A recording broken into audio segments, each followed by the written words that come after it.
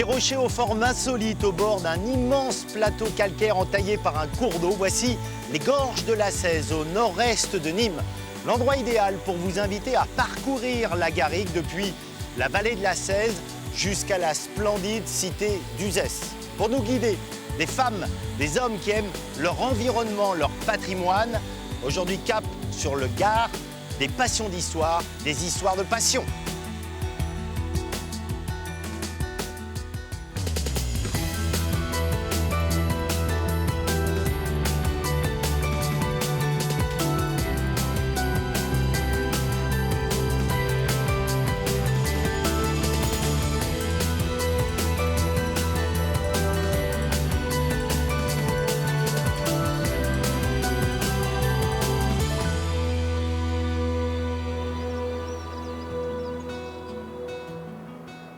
Nous commençons nos escapades au fil de l'eau, le long de la Cèze, une rivière qui prend sa source en Lozère, puis traverse le nord du département du Gard. Comme tous les cours d'eau de la région, la Cèze a de la personnalité et d'humeur changeante, tantôt douce, calme, avec des eaux translucides, tantôt violente, en furie, hors de son lit.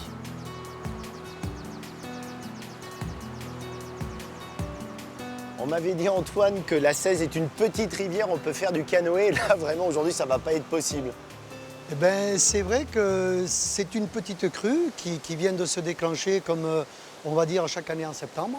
Petite crue, c'est-à-dire elle est montée de combien, là? Elle est montée environ de 4 mètres. Ah, c'est une petite crue, 4 Oui. mètres. En pic dangereux, on va dire, c'est 12 mètres. 12 mètres, mais alors ça arrive quasiment au pied Ben du oui, village. là, après, ça peut être catastrophique et il faut être vigilant par rapport à ces choses que les anciens connaissaient, maîtrisaient parfaitement. Aujourd'hui, c'est une société qui est moins attentive à ce genre de phénomène. Donc voilà, il y a ce nettoyage qui perdure, qui est un nettoyage naturel.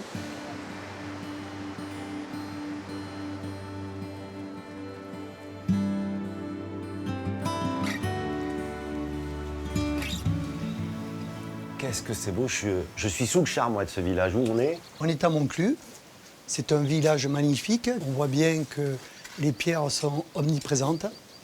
Et au sommet, il y a le donjon. D'ailleurs, c'est une ancienne forteresse, où, comme toutes les forteresses, les villageois venaient se protéger et tout ça. Explique-moi, Antoine, pourquoi depuis la nuit des temps, les hommes s'installent au bord de la rivière, qui, on le voit, peut être dangereuse, alors que là-haut, sur les plateaux, c'est tout tranquille? Eh bien, justement, c'est à cause de ça, puisque les plateaux, c'est du calcaire. L'eau s'infiltre, c'est pour ça que les gens s'installaient plutôt au bord de la rivière. Alors, non seulement il y a une source d'eau, mais j'imagine que c'est aussi un moyen de se déplacer, Et également, de faire du commerce, de peut-être. faire du commerce, ça a toujours été utilisé comme ça. Puis il y a eu quelque chose, notamment César avait dit de la vallée de la Cèze, que l'or y roulait. La plus grosse pépite, soi-disant, faisait presque un demi-kilo, Ah oui. 500 grammes. Et après, il y a une grande activité d'orpailleurs et qui perdure aujourd'hui, mais de façon plutôt touristique. Antoine est un enfant du pays. Il connaît les coins et recoins inaccessibles, les trésors cachés au bord de l'eau. Il nous a promis une étonnante surprise. Le lieu est tout juste incroyable. Là, on est au pied d'une falaise. Ben ça, c'est un ancien monastère bénédictin qui date du XIIe siècle. Et par la suite, c'est devenu une chapelle de Templiers.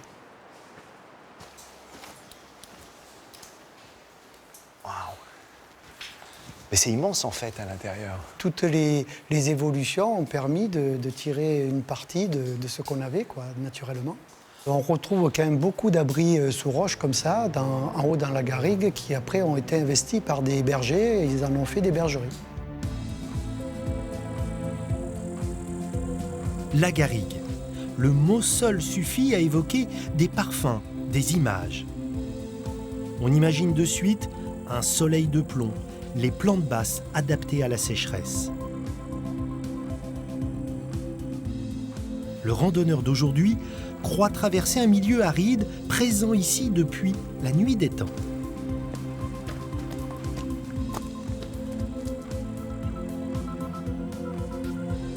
Ce plateau de garrigue, c'était un milieu naturel. Alors en fait, la garrigue, c'est absolument pas naturel.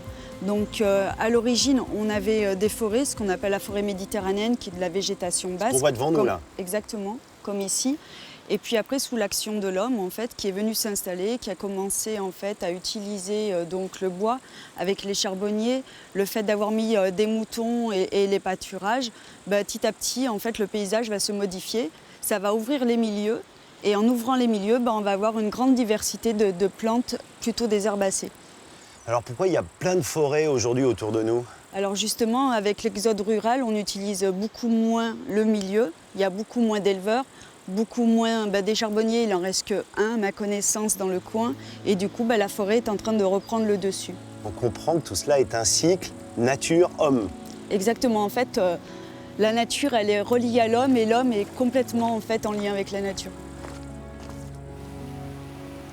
Qui dit garrigue, dit calcaire. Qui dit calcaire, dit paysage sculpté par l'eau. Les gorges vers lesquelles nous emmène Isabelle constituent l'un des sites naturels les plus remarquables de la région. Les Concluses de Luçon.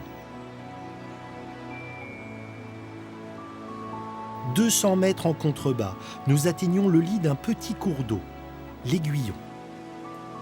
L'endroit a servi de refuge aux hommes, protestants, persécutés, résistants de la Seconde Guerre mondiale. Mais plus encore, ce lieu est un refuge pour la faune et la flore, au point qu'un arrêté de protection de biotopes interdit l'accès au canyon de janvier à juin. Le lieu semble hors du temps, hors du monde. Là, on est dans une succession d'émotions. Après le haut, le bas et le spectacle, il est juste époustouflant. On est descendu dans le lit de l'Aiguillon. Et maintenant, on peut vraiment s'apercevoir du travail de l'eau au fil des années. L'Aiguillon, c'est un affluent de la Cèze. Il coule toujours de cette manière-là? Non, absolument pas. Il ne coule pas toujours de cette façon-là. Là, on a eu des gros orages avec des épisodes cévenols. Donc à ce moment-là, le cours d'eau se remplit très très vite. En 2002, on sait qu'il est monté à peu près jusqu'en haut du portail, c'est-à-dire presque 10 mètres. Ça fait partie des endroits où tu viens avec des jeunes, des scolaires, pour de l'éducation à l'environnement. Comment ils réagissent quand ils viennent là?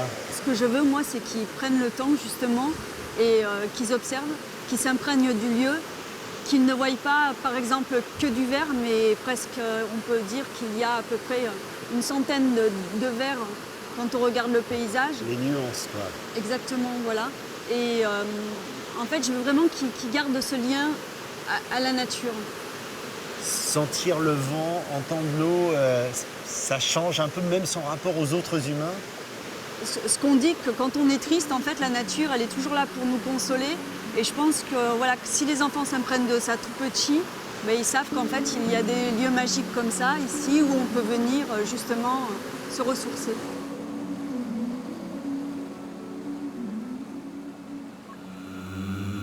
La nature a offert le décor, mais ce sont les hommes qui ont écrit l'histoire qui va avec.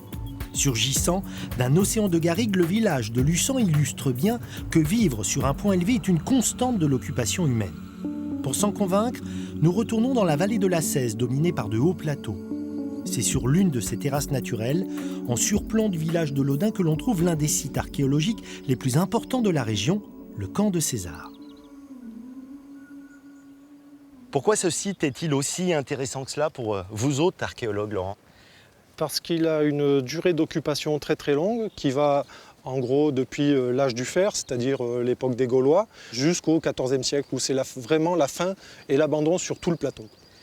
Plus de 1000 ans d'occupation, ça signifie que du coup, il y a des choses merveilleuses pour vous à fouiller. Voilà, ce qu'on peut appréhender comme ça, c'est l'évolution du mode d'occupation sur le plateau, qui n'est pas le même bien sûr pour les Gaulois, on va dire du 5e siècle avant Jésus-Christ, et pour les Romains, puisque là, à l'époque romaine, on se rattache à la civilisation méditerranéenne des Romains, avec donc des véritables villes, avec des établissements publics, des institutions. Là, on est au cœur de la ville, qui est le cœur à la fois, on peut dire, politique et administratif. De ce côté-là, on a ce qu'on appelle la basilique. En fait, il s'agit d'un bâtiment public Quand on dit des bâtiments publics, ça signifie qu'il y a de la population. Ils étaient où et on sait à peu près combien? Probablement, vu la surface, donc 18 hectares au maximum de l'occupation, donc 2000 à 3000 personnes. Alors il faut voir que cette ville, en fait, a un territoire vivrier. C'est les vallées qui étaient mis totalement en culture, avec des villas romaines réparties régulièrement, villas romaines dont la plupart du temps sont consacrées à la production, pour le 1er, 2e siècle après Jésus-Christ, de vin. C'est pour une consommation locale ou... Pas du tout. Donc là, c'est la consommation, on va dire, qui va être envoyée dans tout l'Empire romain. C'est vraiment de la production, on va dire, commerciale et qui n'est pas pour but de desservir que la ville. Le nom de camp de César, donné au site au XIXe siècle, est en fait sans rapport avec la réalité historique. D'abord, César n'y est jamais venu, mais surtout ce fut beaucoup plus qu'un camp militaire. Ici s'élevait une véritable ville, sans cesse remaniée, modifiée. Preuve de la continuité de l'occupation, nous voici à l'autre extrémité du plateau, à la chapelle médiévale Saint-Jean de Thodon. Ce lieu, c'est le lieu où on a travaillé pendant 10 ans et on a pu mettre en évidence une permanence de l'espace sacré. Ici, une chapelle romane, on va dire classique, 10e, 12e siècle, avec une occupation du plateau à cet endroit même, au 1er siècle avant Jésus-Christ, par un petit temple qui a une forme très proche de celle de la maison carrée à Nîmes. Avec ce camp de César, je découvre en fait l'importance de l'histoire de cette vallée de la Cèze, de cette partie du Gard. Oui, c'est-à-dire qu'aujourd'hui, on a l'impression que ce sont des espaces un petit peu en marge, qui n'ont pas vraiment d'activité économique en dehors du tourisme. Pour l'époque romaine et jusqu'à assez tard dans le Moyen-Âge, ce sont des espaces extrêmement dynamiques, qui sont en fait les forces vives de l'économie romaine. Plus de 10 siècles d'occupation constante, mais alors pourquoi ici? Le plateau du camp de César, avec ses 18 hectares, résume beaucoup de possibilités au cours du temps, que ce soit de contrôle visuel, de contrôle des voies commerciales, mais aussi d'exploitation d'un riche terroir agricole autour.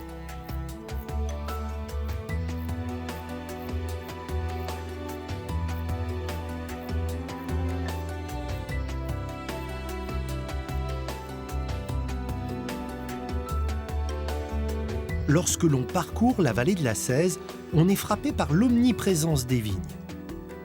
C'est sur la commune de Sabran qu'Alexandre Pau nous attend. Il vit ici, dans cette jolie maison en pierre qu'il a restaurée, une ancienne magnanerie où l'on élevait les vers à soie. Ce professeur d'histoire a trouvé dans les vignes de sa belle famille un terrain d'étude peu commun. Alexandre, est-ce qu'on sait si toutes les vignes autour de nous remontent à la période des Romains? En fait, ce qu'on sait déjà, c'est que dans le secteur, il y avait plusieurs fours qui fabriquaient des amphores. Amphores qu'on appelait les amphores gauloises. Et donc, il y a une autre possibilité de dire que ce terroir est très ancien, c'est que, en fait, il suffit de regarder un petit peu partout dans le sol. Quand on travaille la vigne, en fait, il y a tout un nombre de choses qui remontent du passé. On va faire des vendanges archéologiques. Là, par exemple, si on se baisse, tu vois, regarde. On a ici, tu vois, des morceaux de ce qu'on appelle des tégulas. C'est une tuile à rebord, en fait. Tu reconnais les stries et tu vois l'aspect biscuité. Ça, c'est l'argile qui a été cuite de chaque côté. Et donc, tu vois, c'est beaucoup plus léger qu'un caillou classique. C'est comme ça qu'on reconnaît ce genre de. Ah ouais, au poids, ça sent vraiment. Ouais. Ouais. Ah ouais. Et si tu cherches, même, on peut trouver des petits morceaux de poterie. Voilà, par exemple, là, ici, tu vois, carrément, là, regarde un morceau de hanse d'amphore, quoi. Ah oui, là, on voit bien la forme. Exactement. Waouh.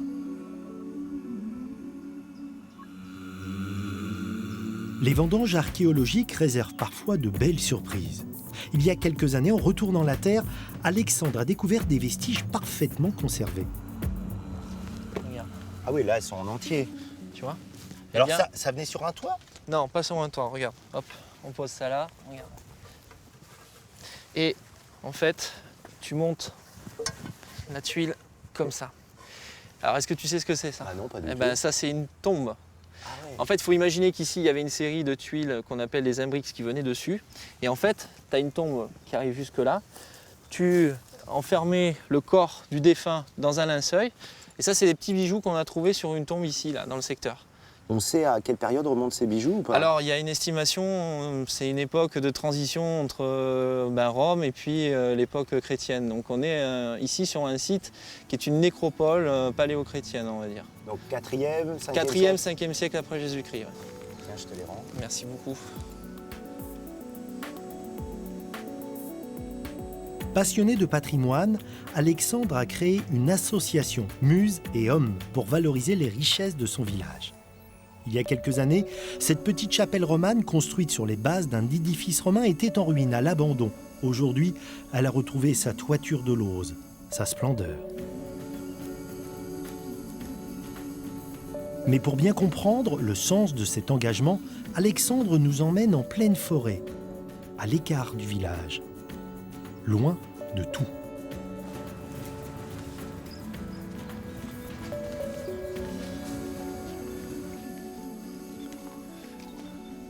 Ah, voilà ce que je voulais te montrer. C'est ce qu'on appelle une capitelle. Et imagine-toi qu'il y a un an encore, il y a une grosse partie de cet édifice qui était par terre. Et avec l'association, on a passé plusieurs jours et puis on l'a remise un peu en état, tu vois. Il y avait une partie du toit qui s'était effondrée. Alors viens voir. Regarde sur la tête. Regarde, on arrive même à tenir debout. Ah ouais, c'est incroyable, on s'en doute pas à l'extérieur. Ça, c'est vraiment un savoir-faire ancestral. Alors, dis-moi, comment ça tient? Parce que là, en fait, il n'y a pas de mortier, c'est ce qu'on appelle la pierre sèche, c'est ça? C'est monté en pierre sèche et c'est monté avec une voûte en encorbellement. Si tu regardes bien, en fait, chaque pierre est en débord l'une de l'autre jusqu'au sommet et ça forme une voûte. Et ça tient grâce au poids. C'est juste un savoir-faire incroyable, parce que quand on prend la pierre, il faut savoir où elle va. Et en fait, ceux qui font des murs à longueur de journée, ils savent très bien ce qu'ils font et ils choisissent les pierres qui conviennent, des pierres plates là en l'occurrence, dans ce qu'on appelle des clapasses. En fait, c'est là qu'on va extraire les pierres.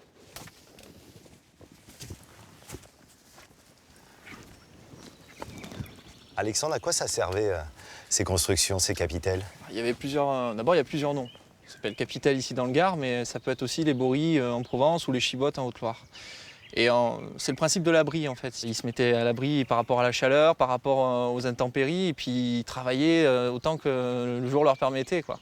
En quoi un monument comme celui-ci, pour toi, c'est aussi intéressant, allez, je vais dire, que le château de Versailles?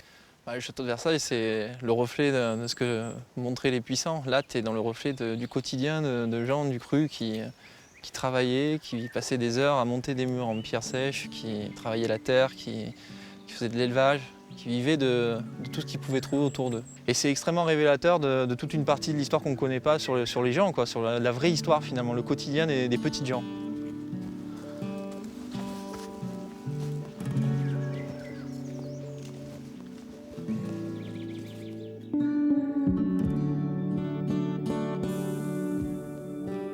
Après ces cabanes de bergers, ce patrimoine plein d'humilité, voici au sommet du village les impressionnants vestiges du château des Ducs de Sabran.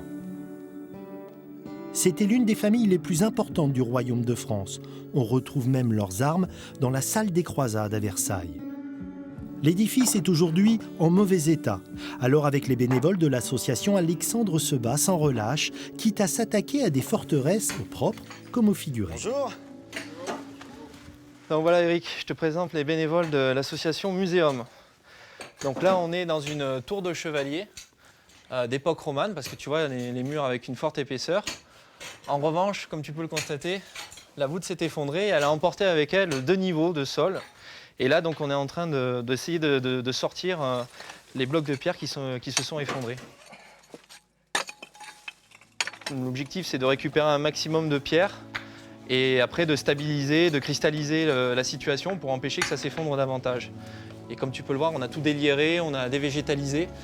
C'est-à-dire quoi? Il y avait de la nature partout complètement, avant ici? complètement. Tout autour ici, c'était pleine végétation. Et donc d'ailleurs, la végétation, elle joue un très mauvais rôle puisqu'elle s'infiltre, elle fait exploser les joints et elle peut faire tomber les maçonneries. Là, si vous n'agissez pas, qu'est-ce qui se passe dans quelques années pour le site? Eh bien, déjà à l'heure actuelle, le site est assez dangereux.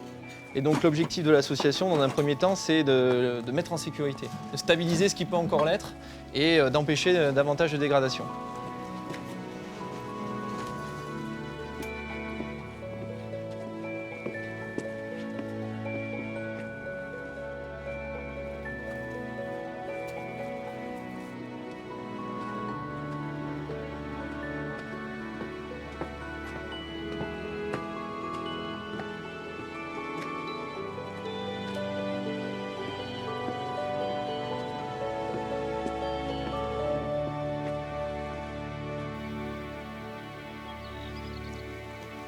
Donc là, pour te dire, c'est un peu un des endroits que je préfère sur la commune parce que tu as une vue incroyable, véritablement. On voit 7 départements et puis tu as cette vallée de la Cèze là, qui se dessine devant nous avec tous ces petits villages posés par-ci, par-là. Et là-bas, c'est chez toi, non? Là-bas, c'est la maison, effectivement, on y était ce matin. Ah. Alexandre, dis-moi, pourquoi tu as cette passion pour le patrimoine, pour l'histoire? En fait, il faut savoir que tout gamin, en fait, j'accompagnais mon père dans des abbayes cisterciennes. Donc j'ai très vite été immergé dans l'histoire et dans le patrimoine. Et puis j'en ai fait mon métier en tant que professeur d'histoire. Et puis je continue à œuvrer en fait, modestement en écrivant des bouquins et en essayant de rendre à ce petit patrimoine de ces lettres de noblesse et surtout de le stabiliser, de le conserver afin qu'on puisse un jour le transmettre dans de meilleures conditions, quoi.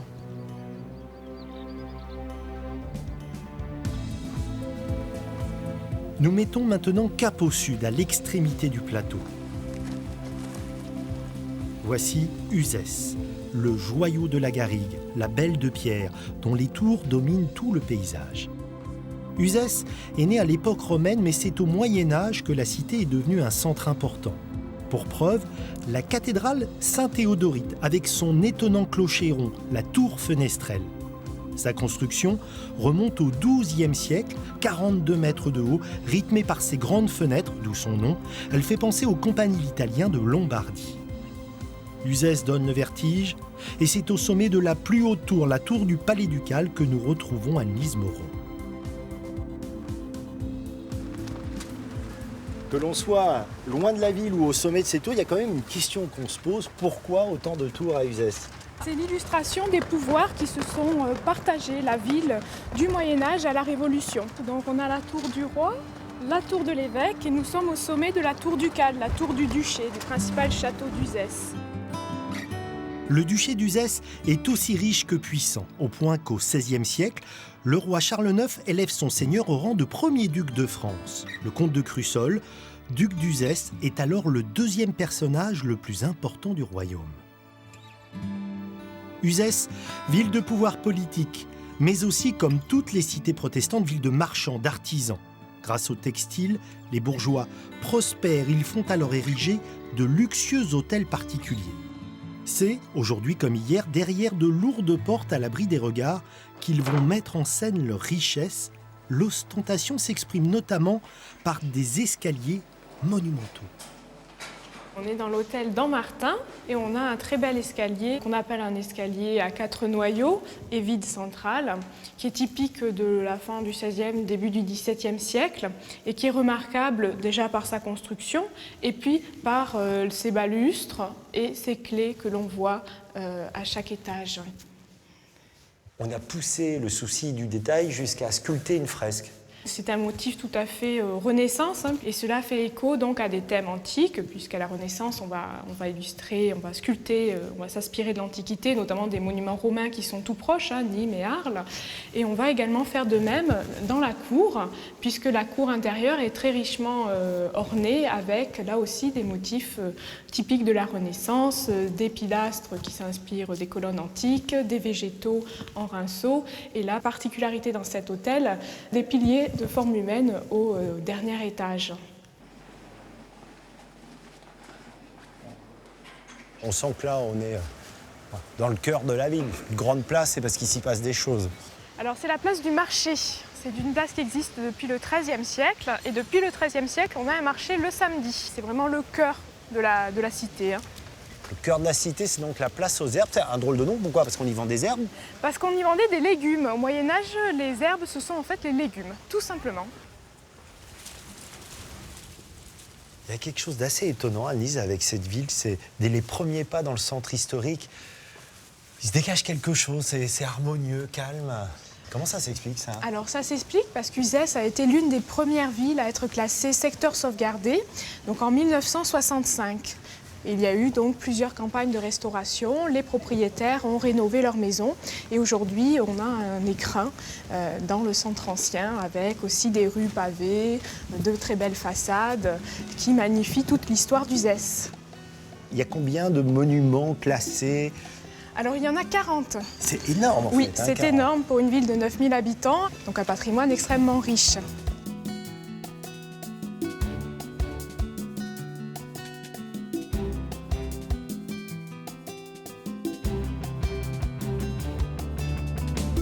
C'est du sommet de la Tour du Roi que nous allons vous saluer pour jeter un dernier coup d'œil sur cette magnifique cité. Uzès, la vallée de la Cèze, il faut venir découvrir cette partie nord du département du Gard. D'abord parce que la nature a particulièrement gâté ce pays, mais aussi parce que les femmes et les hommes qui vivent ici ont une passion pour leur patrimoine. Ce sont eux qui sont l'âme de ce territoire.